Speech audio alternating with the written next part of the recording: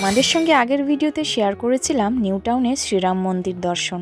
তো তারপরেই চলে গেছিলাম এখানে নিউ টাউনের আর একটা মন্দির, যেটা জগন্নাথ প্রভুর মন্দির রয়েছে। কলকাতার মধ্যে এত সুন্দর জগন্নাথ প্রভুর মন্দির যেটা আগে কোনোদিনও আমি জানিনি। তো প্রথমেই চলে গেলাম জগন্নাথ প্রভুর মন্দিরে দর্শন করতে। তখন আরতি হচ্ছিল, তো আরতির জন্য এত সুন্দর লাগছিল, যেখানে মনে হচ্ছিল যেন মায়াপুরে এসেছি।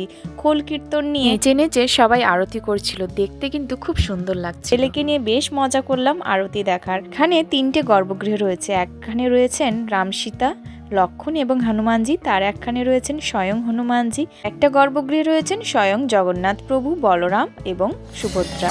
তো এইটা দেখার পরে তারপরে আমরা আরতি নিয়ে বাড়ি চলে আসছিলাম। তোমাদের কেমন লাগলো অবশ্যই কমেন্টে জানিও, আর যদি দেখতে চাও অবশ্যই চলে যাও। টাইমিংটা আমি স্ক্রিনে দিয়ে দিচ্ছি, অবশ্যই দেখে নিও। আজকের ভিডিও এই পর্যন্তই, দেখা হচ্ছে আবার নতুন ভিডিও। ভালো থেকো সবাই।